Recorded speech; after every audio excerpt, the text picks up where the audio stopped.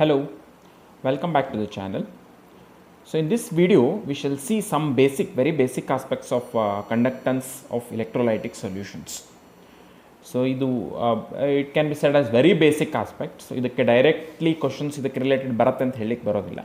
But the next aspects that we are going to consider like molar conductivity ಅದನ್ನೆಲ್ಲ ತಿಳ್ಕೊಳ್ಬೇಕು ಅಂತ ಹೇಳಿದ್ರೆ ಅದರದ್ದು very basics conductivity, all these aspects we should know. Mainly we shall try to understand what is conductivity in this video. Right, first thing, before we go to conductivity ಬೇಕು ಅಂದರೆ ನಮಗೆ conductance ಅನ್ನೋದೇನು ಗೊತ್ತಾಗಬೇಕು. Conductance ಗೊತ್ತಿರಬೇಕು ಅಂತ ಹೇಳಿದ್ರೆ resistance ಗೊತ್ತಿರಬೇಕು. That's we shall start from resistance.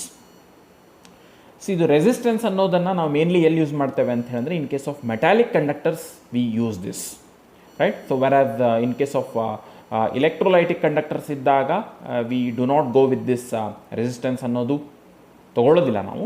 But ಇದು resistance ಅನ್ನೋದು ತಿಳ್ಕೊಂಡ್ರೆ ಮಾತ್ರ based on that we can understand conductance, conductivity, everything else. So that for what is this resistance that we shall C.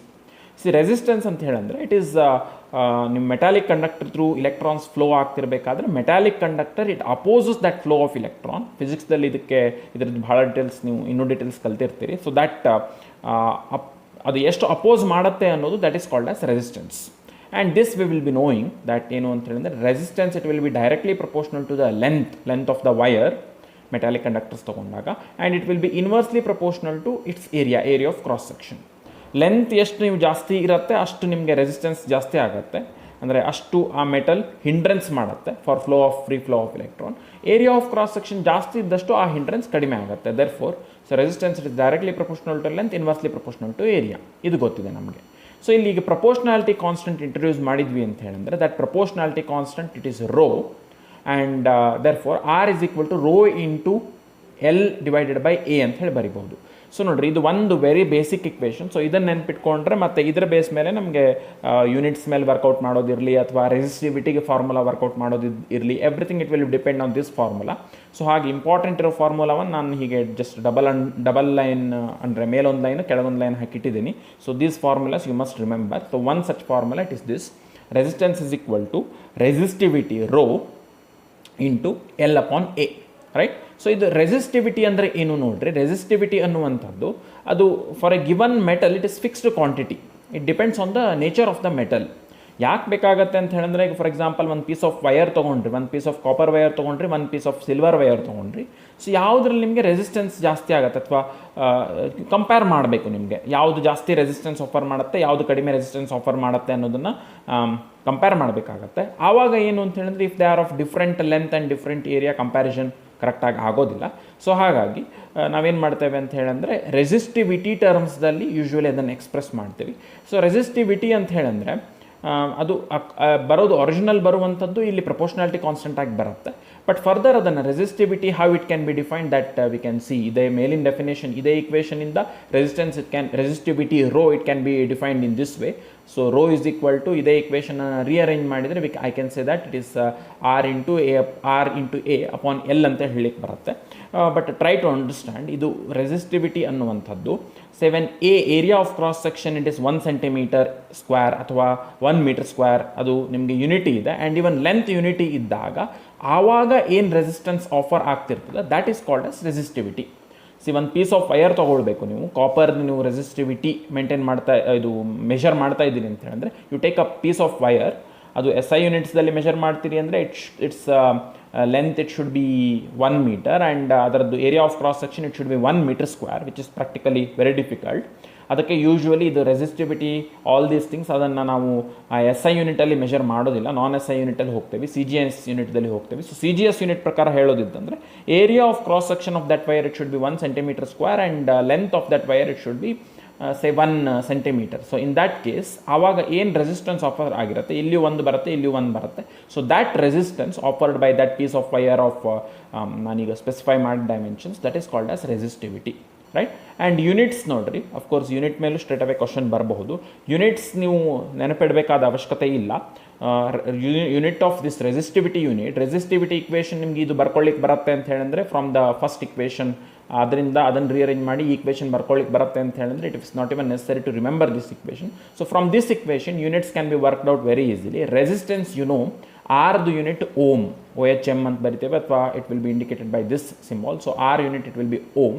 So ಇಲ್ಲಿ ನಿಮಗೆ area it will be in centimetre square ಇರುತ್ತೆ, ಆವಾಗ length it will be in centimetre. So ಇಲ್ಲಿ ನಿಮಗೆ A by L ಅಂದರೆ ಅದು just centimetre ಉಳ್ಕೊಂಡ್ಬಿಡುತ್ತೆ. So ಹಾಗಾಗಿ ನಿಮಗೆ ಸಿ ಜಿ ಎಸ್ ಯೂನಿಟ್ದಲ್ಲಿ ಇದರದ್ದು ಯೂನಿಟ್ ಏನಾಗುತ್ತೆ, it will be ohm centimetre. Whereas S I unit it will be ohm metre, ಯಾಕಂದರೆ ಇದರದ್ದೇನು ಯೂನಿಟ್ ಚೇಂಜ್ ಆಗಲ್ಲ. Resistance unit it will be taken as ohm itself, but ನಿಮ್ಮದು length and ಏರಿಯಾದ unit change ಆಗೋದ್ರಿಂದ S I unit ohm metre, S I unit ಇರೋದ್ರಿಂದ it will be ohm metre ಅಂತ ಆಗುತ್ತೆ. But these conversions you should know. So ಅಂಥದ್ದೇನು difficulty ಇಲ್ಲ, and even it is not expected to remember this. ಅದನ್ನು by heart ಹಾಕುವಂಥ necessity ಇಲ್ಲ. Easily ಇದು conversions ಎಲ್ಲಾದರೂ ಬೇಕಂದರೆ you can work it out. See ಹೇಗೆ ಮಾಡ್ಬೋದು ನೋಡಿರಿ. ಸೇ ಫಾರ್ ಎಕ್ಸಾಂಪಲ್ ಇದಂತೂ ಭಾಳ ಈಸಿ ಕನ್ವರ್ಷನ್ ಮಾಡೋದು. 1 ಓಮ್ ಸೆಂಟಿಮೀಟರ್ ಇದೆ, that should be converted to ohm metre. Ohm centimetre ಇದ್ದಿದ್ದನ್ನು ಓಮ್ ಮೀಟರಿಗೆ ಕನ್ವರ್ಟ್ ಮಾಡಬೇಕು. ಸೊ ಹೇಗೆ ಮಾಡೋದು ಅಂದರೆ ಜಸ್ಟ್ ಸೆಂಟಿ ಪ್ರಿಫಿಕ್ಸ್ ಅದರದ್ದು ವ್ಯಾಲ್ಯೂ ನೀವು ಹಾಕ್ಕೊಂಡ್ರೆ ಸಾಕು. Centi it stands for 10⁻². So therefore ನಿಮಗೆ ಏನು ಮಾಡ್ತೀರಿ ಅಂತ ಹೇಳಿದ್ರೆ ಸೆಂಟಿ 10⁻², 10⁻² ಅಂದರೆ 0.01, ಅದನ್ನೇ ನಾನು ಇಲ್ಲಿ ಬರ್ಕೊಂಡಿದ್ದೀನಿ. So 1 ohm centimetre inverse that will be equal to 0.01 ohm metre ಅಂತ ಆಗುತ್ತೆ. ವೆರಸ್ ಈ ಕನ್ವರ್ಷನ್ಸ್ ಕೂಡ ನಿಮ್ಗೆ ಇದು ಗೊತ್ತಿದೆ ಅಂತ ಹೇಳಿದ್ರೆ ಆಟೋಮೆಟಿಕಲಿ ಇದನ್ನು ಮಾಡಬಹುದು, ಬಟ್ ಇದನ್ನು ಕೂಡ ಡೈರೆಕ್ಟ್ ಮಾಡ್ಲಿಕ್ಕೆ ಬರುತ್ತೆ. So this will be useful everywhere. ನಿಮಗೆ ಎಲ್ಲೇ ಯೂನಿಟ್ ಕನ್ವರ್ಷನ್ಸ್ ಇದ್ದರೂ ಈ ಮೆಥಡ್ಸ್ ಯೂಸ್ ಆಗುತ್ತೆ. ಸಿ 1 ಓಮ್ ಮೀಟರ್ ಇದೆ, ನನಗೆ ಇದನ್ನು ಓಮ್ ಮೀಟರ್ ಇದ್ದಿದ್ದನ್ನು ಯೂನಿಟನ್ನು ಓಮ್ ಸೆಂಟಿಮೀಟ್ರಿಗೆ ಕನ್ವರ್ಟ್ ಮಾಡಬೇಕು. ಇದಕ್ಕೆ ಏನು ಡಿಫ್ರೆನ್ಸ್ ಮಾಡಿದಿರಿ ನೋಡಿರಿ. ಓಮ್ ಮೀಟರ್ ಇತ್ತು, ಜಸ್ಟ್ ಒಂದು ಸೆಂಟಿ ಆ್ಯಡ್ ಮಾಡಬೇಕು. ಸೆಂಟಿ ಆ್ಯಡ್ ಮಾಡ್ತಾ ಇದ್ದೀರಿ ಅಂತ ಹೇಳಿದ್ರೆ ಯು ಆರ್ ನ್ಯೂಲಿ ಆ್ಯಡಿಂಗ್ 10⁻², ಯಾಕಂದರೆ ಸೆಂಟಿ ಇಟ್ ಸ್ಟ್ಯಾಂಡ್ಸ್ ಫಾರ್ 10⁻². ಹಾಗಾಗಿ ಸೊ ನೀವು ಇಲ್ಲಿ ಸೆಂಟಿ ಆ್ಯಡ್ ಮಾಡ್ತಾ ಇದ್ದೀರಿ ಅಂದರೆ 10⁻² ಹೊಸದಾಗಿ ಆ್ಯಡ್ ಮಾಡ್ತಾ ಇದ್ದ ಹಾಗೆ. ಸೊ 10⁻²ದಿಂದ ಕೊಟ್ಟಿರೋ ಯೂನಿಟ್ಟಿಗೆ ಮಲ್ಟಿಪ್ಲೈ ಮಾಡ್ತಾ ಇದ್ದ ಹಾಗೆ. ಸೊ ನೀವು ಹೊಸದಾಗಿ 10⁻² ಆ್ಯಡ್ ಮಾಡ್ತಾ ಇದ್ದೀರಿ ಅಂದರೆ 0.01 ಸೇರಿಸ್ತಾ ಇದ್ದೀರಿ ಅಂಥೇಳಿ, ಅಥವಾ 10⁻² ಸೇರಿಸ್ತಾ ಇದ್ದೀರಿ ಅಂಥೇಳಿ. ಅದರದ್ದು ಇಫೆಕ್ಟ್ ಸರಿ ಮಾಡಬೇಕು ಅಂತ ಹೇಳಿದ್ರೆ 10⁻² ಹೊಸದಾಗಿ ಸೇರಿಸಿದ್ದೀರಿ ಅಂತ ಹೇಳಿದ್ರೆ ಆವಾಗ ವ್ಯಾಲ್ಯೂ 1 ಓಮ್ ಮೀಟರ್ ಎಷ್ಟಿರುತ್ತೆ ಅದು ನಿಮಗೆ, ಅದನ್ನು ನೀವು just 1 ohm metre is equal to 1 ohm centimetre ಅಂತ ಬರ್ಕೊಂಡ್ರೆ ಅದು ಈಕ್ವಲ್ ಆಗಿರೋದಿಲ್ಲ, ಅನ್ಇಕ್ವಲ್ ಆಗುತ್ತೆ. ಆ ಅನ್ಇಕ್ವಾಲಿಟಿ ಸರಿ ಮಾಡಲಿಕ್ಕೆ ಹೊಸದಾಗಿ ಏನು ಸೇರಿಸಿದಿರಲ್ಲ ಅದರಿಂದನೇ ಡಿವೈಡ್ ಮಾಡಿರಿ. 10⁻² ಹೊಸದಾಗಿ ಸೇರಿಸಿದಿರಿ, 10⁻²ದಿಂದನೇ ಡಿವೈಡ್ ಮಾಡಿದರೆ ಆ 10⁻² ಮೇಲೆ ಬಂದು ಅದು ನಿಮಗೆ 10⁻+2 ಆಗುತ್ತೆ. So therefore 1 ohm metre that will be equal to 100 ohm centimetre. Point ಇಷ್ಟೇ, ನೀವು ಎಕ್ಸ್ಟ್ರಾ ಪ್ರಿಫಿಕ್ಸ್ ಏನು ಮಲ್ಟಿಪ್ಲೈ ಮಾಡಿರ್ತೀರಿ, ಸೆಂಟಿ ಅಂದರೆ 10⁻²ದಿಂದ ಮಲ್ಟಿಪ್ಲೈ ಮಾಡಿರ್ತೀರಿ, ಕನ್ವರ್ಷನ್ ಮಾಡಬೇಕಾದ್ರೆ ಜಸ್ಟ್ ಸ್ಟ್ರೇಟ್ ಅವೇ 10⁻² ಮಲ್ಟಿಪ್ಲೈ ಮಾಡಿ ಹಾಗೆ ಬಿಡ್ಲಿಕ್ಕೆ ಬರೋದಿಲ್ಲ. ಸೊ ಅದನ್ನು ಅದರದ್ದು ಇಫೆಕ್ಟ್ ಸರಿ ಮಾಡಲಿಕ್ಕೆ even you should divide it by 10⁻², ಆಮೇಲೆ ಸಿಂಪ್ಲಿಫೈ ಮಾಡಿದರೆ you get this, right. So therefore 1 ohm metre that will be equal to 100 ohm centimetre ಅಂತ ಬರಲಿಕ್ಕೆ ಬರುತ್ತೆ. So this is about resistivity. Of course ನಮಗೆ ಇದು ಯಾವುದೂ ಅಷ್ಟು ಯೂಸ್ ಆಗೋದಿಲ್ಲ.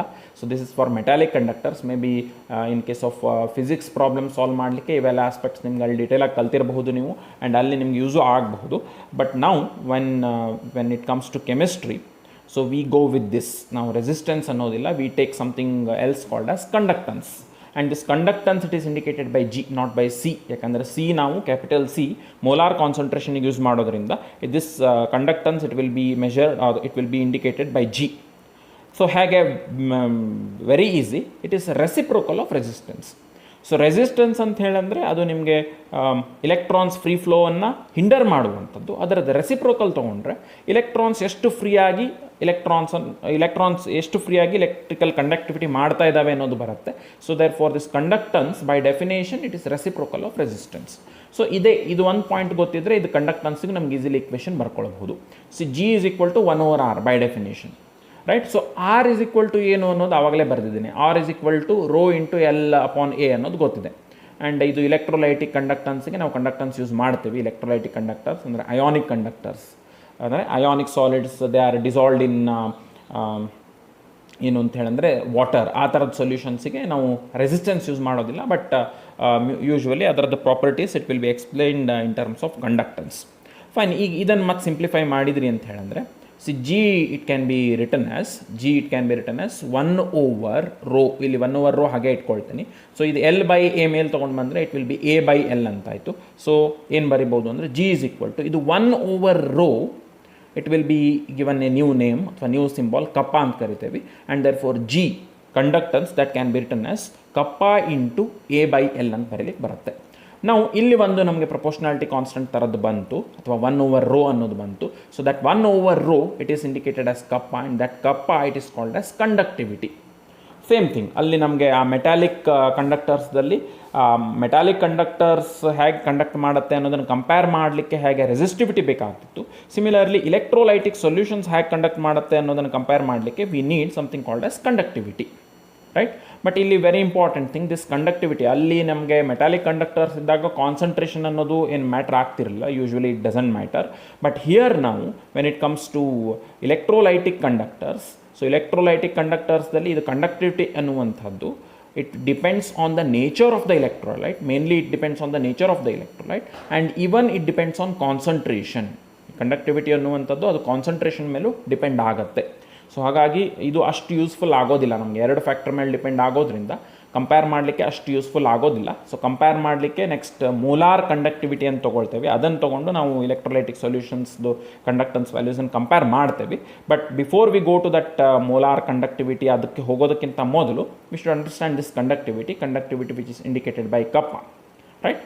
Okay fine. ನಾವು ನೋಡಿರಿ ಅಗೇನ್ ಕಂಡಕ್ಟಿವಿಟಿ ಕಪ್ಪ, ಅದನ್ನು ಹೇಗೆ ನೀವು ಇಕ್ವೇಷನ್ ಬರಿಬೋದು ಅಂದರೆ from this equation itself, that equation ಯಾವುದು ಕಂಡಕ್ಟನ್ಸಿಗೆ ಇಕ್ವೇಷನ್ ಬರೆದಿದ್ದೀನಿ by just rearranging this equation. So ಇದನ್ನೇ ರಿಅರೇಂಜ್ ಮಾಡಿ ಬರೆದ್ರೆ ಏನು ಮಾಡ್ಬೋದು ಅಂತ ಹೇಳಿದ್ರೆ, so this can be written as kappa is equal to G × L/A ಅಂತ ಬರೀಲಿಕ್ಕೆ ಬರುತ್ತೆ. ಸೊ ನಾವು ಏನಿದು ಕಂಡಕ್ಟಿವಿಟಿ ಕಪ್ಪ ಅಂತ ಹೇಳಿದ್ರೆ ಏನು ಅದು ನೋಡ್ರಿ. ಸೊ ಆವಾಗ ಹೇಗೆ ಡಿಸ್ಕಸ್ ಮಾಡಿದ್ವಿ ಅದೇ ಥರ, when L length it is ಅಂದರೆ length of electrolytic solution it is say 1 centimetre, and area of cross section that we take 1 centimetre square, ಆವಾಗ ಏನು ನಿಮಗೆ G ವ್ಯಾಲ್ಯೂ ಬರುತ್ತೆ. So that itself will be kappa. ಯಾಕಂದರೆ ಇದು 1 ಇದೆ, ಇದು 1 ಇದೆ ಅಂತ ಹೇಳಿದ್ರೆ ಆವಾಗ G ಏನು ಬರುತ್ತೆ, that itself will be ಕಪ್ಪ. ಸೊ ದರ್ಫೋರ್ ಏನು ಹೇಳ್ಬೋದು ಅಂತ ಹೇಳಿದ್ರೆ ಈ ಥರ ಆಗಬೇಕು. ಏನು ಅಂತ ಹೇಳಿದ್ರೆ ಇಲೆಕ್ಟ್ರೋಲೈಟಿಕ್ ಸೊಲ್ಯೂಷನಿನ ಲೆಂತ್ 1 ಸೆಂಟಿಮೀಟರ್ ಇರಬೇಕು, and area of cross section 1 centimetre square ಇರಬೇಕು ಅಂತ ಹೇಳಿದ್ರೆ, in other word simply it can B shed that this conductance it is nothing but it is conductivity, it is nothing but conductance of conductivity, it is nothing but conductance of 1 centimeter cube of solution. CGS unit ದಲ್ಲಿ ಹೋಗೋದಿದ್ರೆ it can be said as conductance of 1 centimeter cube of solution. SI ಯೂನಿಟಲ್ಲಿ ಇದೇ basis ಮೇಲೆ ಅದನ್ನು 1 metre cube ಅಂತಲೂ ಹೇಳ್ಬೋದು. But ನಮಗೆ more practical ಆಗುವಂಥದ್ದು always this one. CGSI ಇದು 1 metre cube ಅನ್ನೋದು 1 metre cube of solution will be very large amount. So therefore ನಾವು ಯೂಶ್ವಲಿ ಇದನ್ನೇ ತೊಗೊಳ್ತೇವೆ. So conductance of 1 centimetre cube of solution, right. And one more very important thing for ಇದನ್ನು ಇದು ಯಾವುದು ಅಂತ ಹೇಳಿದ್ರೆ ಇಲೆಕ್ಟ್ರೋಲೈಟಿಕ್ ಸೊಲ್ಯೂಷನ್ಸಿನ ಕಂಡಕ್ಟನ್ಸ್ ಮೆಷರ್ ಮಾಡಲಿಕ್ಕೆ we use conductivity cell, something called as conductivity cell. ಅಂದರೆ 2 ಮೆಟಾಲಿಕ್ ಪ್ಲ್ಯಾಟಿನಮ್ ಪ್ಲೇಟ್ಸ್ ಇರುತ್ತೆ. ಆ 2 ಪ್ಲ್ಯಾಟಿನಮ್ ಪ್ಲೇಟನ್ನು ಸರ್ಕ್ಯೂಟಿಗೆ ಕನೆಕ್ಟ್ ಮಾಡಿರ್ತಾರೆ. ಆ್ಯಂಡ್ ಇದನ್ನು ನೀವು ನೋಡಿದಿರಿ, ಟೆಕ್ಸ್ಟ್ ಬುಕ್ಸ್ದಲ್ಲಿ ನೋಡಿರ್ತೀರಿ ಅಥವಾ ಇದರದ್ದು ಡಯಾಗ್ರಾಮ್ ನೋಡಿರ್ತೀರಿ ನೀವು. ಸೊ ಅದಕ್ಕೆ ಮತ್ತೆ ಹಾಕಿಲ್ಲ. ಅವು 2 ನಡುವೆ ಗ್ಯಾಪ್ ಅದು ಯೂಶ್ವಲಿ 1 ಸೆಂಟಿಮೀಟರ್ ಇರುತ್ತೆ. Area of cross section it will B 1 centimetre square, ಆ ಥರದ್ದು ಇರುತ್ತೆ, ರೈಟ್. ಸೊ ನಾವು ದೇರ್ ಫೋರ್ ದಿಸ್ L/A ಇದು ಯಾವುದ್ರ ಮೇಲೆ ಡಿಪೆಂಡ್ ಆಗುತ್ತೆ ಅಂದರೆ ಅದು ಆ ಕಂಡಕ್ಟಿವಿಟಿ ಸೆಲ್ ಏನು ತೊಗೊಳ್ತೇವೆ ಅದ್ರ ಮೇಲೆ ಡಿಪೆಂಡ್ ಆಗುತ್ತೆ. And usually for a given conductivity cell, ಒಂದು ಕಂಡಕ್ಟಿವಿಟಿ ಸೆಲ್ ತೊಗೊಂಡಿದ್ದೇವೆ ಅಂದರೆ ಅಲ್ಲಿ 2 ಆ ಕಂಡಕ್ಟಿವಿಟಿ ಪ್ಲೇಟ್ಸ್ ನಡುವೆ ಲೆಂತ್ ಏನಿದೆ, ಏರಿಯಾ ಆಫ್ ಕ್ರಾಸ್ ಸೆಕ್ಷನ್ ನಾವು 2 ಕಂಡಕ್ಟಿವಿಟಿ ಪ್ಲೇಟ್ಸ್ ಏನಿದೆ that will be constant. And therefore this constant L/A it is known as cell constant, or even it can be called as G star. Remember this G star it is nothing but L/A. So ಇದನ್ನು just ಇಲ್ಲಿ substitute ಮಾಡಿದೆ ಅಂತ ಹೇಳಿದ್ರೆ ನೆನ್ಪಿಟ್ಕೊಳ್ಳೋ ಅವಶ್ಯಕತೆ ಇಲ್ಲ. But even it can be written that conductivity is equal to G × G star ಅಂತ ಬರೀಲಿಕ್ಕೆ ಬರುತ್ತೆ.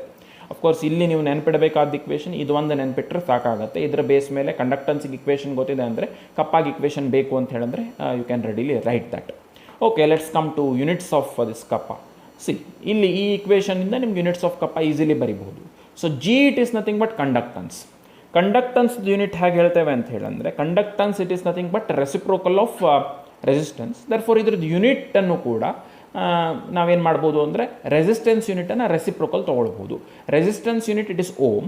ಸೊ ರೆಸಿಸ್ಟೆನ್ಸಿನ ಯೂನಿಟ್ ಇನ್ ರೆಸಿಪ್ರೋಕಲ್ ಅಂತ ಹೇಳಿದ್ರೆ it will be ohm inverse. So ಇದಕ್ಕೆ ಯೂನಿಟ್ ಏನು ಅಂತ ಹೇಳಿದ್ರೆ ಓಮ್ ಇನ್ವರ್ಸ್ ತೊಗೊಳ್ತೀವಿ. L/A ಅಂತ ಹೇಳಿದ್ರೆ ಇಲ್ಲಿ ನಿಮಗೆ ಪರ್ ಸೆಂಟಿಮೀಟರ್ ಪರ್ ಮೀಟರ್ ಆ ಥರದ್ದು ಉಳ್ಕೊಳ್ಳುತ್ತೆ. So that for kappa unit ಇದು ನೆನಪಿಟ್ಕೊಳ್ಬೇಕಾದ ಅವಶ್ಯಕತೆ obviously it's not there. What you can do is wherever it is necessary just substitute the unit of G to be ohm inverse and L it is meter or centimeter, A it is centimeter square or meter square. ಅದು ಯಾವುದು ಬೇಕೋ ಅಪ್ರಾಪ್ರಿಯೇಟ್ಲಿ substitute ಮಾಡಿ can easily say that unit of this conductivity, it will be ohm inverse meter inverse or ohm inverse centimeter inverse. So ಇಲ್ಲಿ ohm inverse ಆಗಬೇಕಾಗಿತ್ತು, one missing ಇದೆ. Further, see this ohm inverse, it can be even called as Siemens. ohm inverse ಇನ್ನೋದನ್ನು it will be Siemens ಅಂತ ಕರಿಬಹುದು. Remember, Feynman ಅಲ್ಲ name of the scientist, it is Siemens itself is the name of scientist. It is not that Siemens singular, Siemens plural ಆ ಥರ ಇಲ್ಲ, Siemens ಅಂತ use ಮಾಡಬೇಕು. So Siemens per meter in SI, Siemens per centimeter in CG units. Okay, that is about unit of conductivity. ಎರಡನೇ equation ನೆನಪಿಡಬೇಕಾದ್ದು ಇದು. ಇದರಿಂದ ನಿಮಗೆ conductivity equation ಬೇಕು, ಕಂಡಕ್ಟಿವಿಟಿಗೆ ಯೂನಿಟ್ ಬೇಕು ಅಂದರೆ easily it can be remembered. And even one more point here you should know is this G star is equal to L/A. ಇದು ಒಂದು ಗೊತ್ತಿರಬೇಕು. Next let's come to one more very important thing. It's about measurement of conductivity. Definitely ಇದಕ್ಕೆ related problems ಬರಬಹುದಾದಂಥದ್ದು. Though ಈಗ recently CT ಎಕ್ಸಾಮಿನೇಷನ್ದಲ್ಲಿ ಕೇಳಲಿಲ್ಲ, but definitely it is expected thing, ಕೇಳಬಹುದಾದಂಥದ್ದು. Even in NCERT book ಈ ಥರದ್ದು ಪ್ರಾಬ್ಲಮ್ಸ್ ಕೆಲವೊಂದು solve ಮಾಡಿದ್ದಾರೆ. So therefore this is important, right? See ಹೀಗೆ ಇಲ್ಲಿ ಹಿಂದೆ ಬರೆದಿದ್ದೀನಿ ಏನು ಅಂತ ಹೇಳಿದ್ರೆ K it can be written as G into G star ಅಂತ ಬರ್ಕೊಂಡಿದ್ದೀನಿ. Sorry, kappa is equal to, it's not K, it's kappa. Kappa is equal to G into G star. So this G by definition it is 1 over R, that we know. So therefore kappa it can be written as ಏನು ಅಂತ ಹೇಳಿದ್ರೆ 1 over R into G star ಅಂತ ಬರ್ಕೊಳ್ಬೋದು. And therefore G star is equal to R into kappa. Very important equation that we must remember. ಇದು ಒಂದು equation. ಹಿಂದಿನ ಎರಡು ಇಕ್ವೇಷನ್ಸ್ಗಿಂತನೂ sometimes problem solve ಮಾಡಬೇಕಾದ್ರೆ ಇದು ಇಂಪಾರ್ಟೆಂಟ್ ಆಗಬಹುದು ನಮಗೆ. G star ಸೆಲ್ ಕಾನ್ಸ್ಟೆಂಟ್ that will be is equal to R into kappa. Right? Okay, ನಾವು ಈ ಇಕ್ವೇಷನ್ಗೆ ಯಾಕೆ ಬಂದ್ವಿ ಅಂತ ಹೇಳಿದ್ರೆ ನಮಗೆ ಬೇಕಾಗಿದ್ದು ಮೆಷರ್ಮೆಂಟ್ ಆಫ್ ಕಂಡಕ್ಟಿವಿಟಿ. ಕಂಡಕ್ಟಿವಿಟಿ ಅಂದರೆ this kappa is to be measured. So ಯಾವುದೋ ಒಂದು ಸೊಲ್ಯೂಷನಿಗೆ ಕಪ್ಪ ಗೊತ್ತಿರಬೇಕು ಅಂತ ಹೇಳಿದ್ರೆ, ಕಂಡಕ್ಟಿವಿಟಿ ಮೆಷರ್ ಮಾಡಬೇಕು ಅಂದರೆ ಫಸ್ಟ್ ಯಾವುದು ಇಲೆಕ್ಟ್ರೋಲೈಟಿಕ್ ಸೆಲ್ ಯೂಸ್ ಮಾಡ್ತೇವೆ ಅದರದ್ದು ಸೆಲ್ ಕಾನ್ಸ್ಟೆಂಟ್ ಗೊತ್ತಿರಬೇಕು. Usually this cell constant it will be given, ಆ ಸೆಲ್ ಮೇಲೆ ಬರೆದಿರ್ತಾರೆ ಅದನ್ನು. ಸೊ ಹಾಗಾಗಿ ಇದು ನಿಮಗೆ ಸಿಕ್ಬಿಡ್ತು ಅಂತ ಹೇಳಿದ್ರೆ ಆ ಇಲೆಕ್ಟ್ರೋಲೈಟಿಕ್ ಸೆಲ್ ತೊಗೊಂಡು ನಿಮ್ಗೆ ಯಾವ ಸೊಲ್ಯೂಷನಿನ ಕಂಡಕ್ಟಿವಿಟಿ ಮೆಷರ್ ಮಾಡಬೇಕು, ಸೊ ಏನು ಮಾಡಿರಿ ಅಂದರೆ ಅದರದ್ದು ಎಕ್ಸ್ಪೆರಿಮೆಂಟಲಿ ಅದರದ್ದು ನೀವು ರೆಸಿಸ್ಟೆನ್ಸ್ ಮೆಷರ್ ಮಾಡಿರಿ. ದಿಸ್ ಇಸ್ ಪಾಸಿಬಲ್, ಈಸಿಲಿ ಮಾಡ್ಬೋದಾದಂಥದ್ದು. ಅಫ್ಕೋರ್ಸ್ ಈಗ ನಿಮಗೆ ಡೈರೆಕ್ಟ್ಲಿ ಕಂಡಕ್ಟನ್ಸ್ ಮೆಷರ್ ಮಾಡುವಂಥ ಡಿವೈಸಸ್ಸು ಇದ್ದಾವೆ, ಬಟ್ ಪ್ರಾಬ್ಲಮ್ಸ್ದಲ್ಲಿ ಅದನ್ನು ಈ ಥರ ಕೊಡೋದ್ರಿಂದ ಸೊ ಅದನ್ನು ನಾನು ಇದೇ ಫಾರ್ಮ್ಯಾಟಲ್ಲಿ ಯೂಸ್ ಮಾಡ್ತೀನಿ. ಏನು ಮಾಡ್ತಾ ಇದ್ದೇನೆ ನೋಡಿರಿ, ನಾನು ಕಪ್ಪ ಮೆಷರ್ ಮಾಡಬೇಕು. G star ಲೆಟ್ಸ್ ಸೇ ಅದು ಸೆಲ್ ಮೇಲೆ ಬರ್ಕೊಂಡಿದೆ, ಪ್ರಶ್ನೆನೇ ಇಲ್ಲ, ತೊಗೊಳ್ತೀರಿ. ಸೊ ಏನು ಮಾಡಬೇಕು ಅಂದರೆ ಯಾವ ಸೊಲ್ಯೂಷನ್ ನಮಗೆ ಕಂಡಕ್ಟಿವಿಟಿ ಬೇಕೋ ಅದರದ್ದು ರೆಸಿಸ್ಟೆನ್ಸ್, ಅದು ನಿಮಗೆ ಎಷ್ಟು ರೆಸಿಸ್ಟೆನ್ಸ್ ಕೊಡ್ತಾ ಇದೆ ಅನ್ನೋದನ್ನು ಎಕ್ಸ್ಪೆರಿಮೆಂಟಲಿ ಅದನ್ನು ಮೆಷರ್ ಮಾಡ್ಕೊಂಡ್ರಿ ಅಂದರೆ, ಸೊ R ವ್ಯಾಲ್ಯೂ ಗೊತ್ತಿದೆ, ಕಪ್ಪ ವರ್ಕೌಟ್ ಮಾಡಬೇಕು, G star ಗೊತ್ತಿದೆ ಅಂದರೆ easily it can be done, right? So this G star as I said it's constant for A cell. But usually ಅದನ್ನು ಪ್ರಾಬ್ಲಮ್ಸ್ದಲ್ಲಿ ಎಸ್ಪೆಷಲಿ ಪ್ರಾಕ್ಟಿಕಲಿ ಮಾಡಬೇಕಾದ್ರೆ ನಾನು ಹೇಳಿದ ಮೆಥಡಲ್ಲಿ ಮಾಡಬಹುದು. ಬಟ್ ಯೂಶ್ವಲಿ ಏನು ಮಾಡ್ತೇವೆ ಅಂತ ಹೇಳಿದ್ರೆ ಅದನ್ನು calculated experimentally. G star usually directly ತೊಗೊಳ್ಳೋದಿಲ್ಲ, ಅದನ್ನು ಪ್ರಾಬ್ಲಮ್ಸ್ದಲ್ಲಿ it can be calculated experimentally. So ಇದನ್ನು ಎಕ್ಸ್ಪೆರಿಮೆಂಟಲಿ ಕ್ಯಾಲ್ಕುಲೇಟ್ ಮಾಡ್ಕೊಳ್ಬೇಕು ಅಂತ ಹೇಳಂದರೆ in the measurement of conductivity first step it will be calculation of G star. Second ಸ್ಟೆಪ್ದಲ್ಲಿ ಇದು R ಮೆಷರ್ ಮಾಡ್ಕೊಳ್ತೀವಿ, then we measure K. So ಹೇಗೆ ಮಾಡ್ತೇವೆ ನೋಡಿರಿ, first step it will be calculation of G star. ಏನು ಮಾಡ್ತೇವೆ ಅಂತ ಹೇಳಿದ್ರೆ resistance is measured for A KCl solution of known concentration. KCl solution ತೊಗೊಳ್ತೀವಿ, KCl solution of known concentration, ಒಂದು fixed concentration KCl solution ತೊಗೊಳ್ತೀವಿ. ಇಂಪಾರ್ಟೆಂಟ್ ಏನು ಅಂತ ಹೇಳಿದ್ರೆ ಅದರದ್ದು ನಮಗೆ ಕಪ್ಪ ವ್ಯಾಲ್ಯೂ ಗೊತ್ತಿರುತ್ತೆ. ಆ KCl ಸೊಲ್ಯೂಷನ್ ಯಾವ್ದು ತೊಗೊಂಡಿರ್ತೇವಲ್ಲ ಅದರದ್ದು ನಮಗೆ we will be knowing it's conductivity. So ಅದರದ್ದು ಕಂಡಕ್ಟಿವಿಟಿ ಗೊತ್ತಿದೆ, ಬೈ ಎಕ್ಸ್ಪೆರಿಮೆಂಟ್ ಅದು ಎಷ್ಟು ರೆಸಿಸ್ಟೆನ್ಸ್ ಆಫರ್ ಮಾಡ್ತಾ ಇದೆ ಅನ್ನೋದನ್ನು ಮೆಷರ್ ಮಾಡಿಕೊಂಡ್ರೆ we know G star is equal to R into ಕಪ್ಪ. ಫಾರ್ KCl ಸೊಲ್ಯೂಷನ್ ಇಲ್ಲಿ ನೀವು KClದು ಕಂಡಕ್ಟಿವಿಟಿ ಸಬ್ಸ್ಟಿಟ್ಯೂಟ್ ಮಾಡಿರಿ, ಎಕ್ಸ್ಪೆರಿಮೆಂಟಲಿ ಅದು ಈಗೇನು ರೆಸಿಸ್ಟೆನ್ಸ್ ತೋರಿಸ್ತಾ ಇದೆ ಅದನ್ನು ಹಾಕಿರಿ. ಸೊ R into ಕಪ್ಪ ಮಾಡಿದರೆ that will give you G star. So in the next step what we do is this G star which we have calculated from KCl solution, that will be utilized in the next step to calculate next calculation of K ಅದನ್ನು use ಮಾಡ್ತೇವೆ, right? So ಹೇಗೆ ಅಂತ ಹೇಳಿದ್ರೆ C R is measured, okay, let me keep this here, it is troubling me. R is measured for a solution whose kappa is unknown. ಈಗ ನನಗೆ ಒಂದು solution kappa measure ಮಾಡಬೇಕಾಗಿದೆ, conductivity measure ಮಾಡಬೇಕಾಗಿದೆ, that I do not know, right? But ಈಗೇನು ಗೊತ್ತಾಗಿದೆ ಅಂದರೆ ಈ G star ಅನ್ನು ಒಂದನೇ ಸ್ಟೆಪ್ದಲ್ಲಿ ಕ್ಯಾಲ್ಕುಲೇಟ್ ಮಾಡ್ಕೊಂಡಿದ್ದೀನಿ. G star ಗೊತ್ತಿದೆ, ರೈಟ್? ಕಪ್ಪ ಕ್ಯಾಲ್ಕುಲೇಟ್ ಮಾಡಬೇಕು. What I should do is R is to be measured for that solution. So when I measure R, ನನಗೆ ಕಪ್ಪ ಕ್ಯಾಲ್ಕುಲೇಟ್ ಮಾಡಬೇಕು ಅಂತ ಹೇಳಿದ್ರೆ straight away what I can do is G star ಮೊದಲೇ ಗೊತ್ತಿದೆ, G star upon R ಮಾಡಿದರೆ it will give me ಕಪ್ಪ. So that's how usually experimentally this kappa for a unknown solution it will be measured, right? So these are some very basic aspects, and based on this next now molar conductivity, molar conductance, all those aspects they will be built. Molar conductivity, so ಅದನ್ನೆಲ್ಲ build ಮಾಡ್ತೇವೆ. So ಅದಕ್ಕಿದು basic aspects this you should know, and directly expect ಮಾಡ್ಬೋದು. ಇದ್ರ ಮೇಲೆ problems ಬರಬಾರ್ದು ಅಂತೇನಿಲ್ಲ, problems ಬರಬಹುದು. Directly ನಾನು ಕ್ವಶನ್ಸ್ ಯಾವುದು ಇಲ್ಲದೆ ಇರೋದ್ರಿಂದ ತೊಗೊಳ್ತಾ ಇಲ್ಲ. ನೆಕ್ಸ್ಟ್ ಮೋಲಾರ್ ಕಂಡಕ್ಟನ್ಸ್ ತೊಗೊಳ್ಬೇಕಾದ್ರೆ ಇದಕ್ಕೆ ರಿಲೇಟೆಡ್ ಏನಾದರೂ ಪ್ರಾಬ್ಲಮ್ಸ್ ಇದ್ದರೆ ಅಥವಾ ಈ ಈಕ್ವೇಷನ್ಸ್ ಯೂಸ್ ಆಗೋದಿದ್ರೆ, so we shall see that that itself. Okay, hope this video it has helped you in understanding the basics of conductance, conductivity and all. Thank you for watching this video. Thank you again.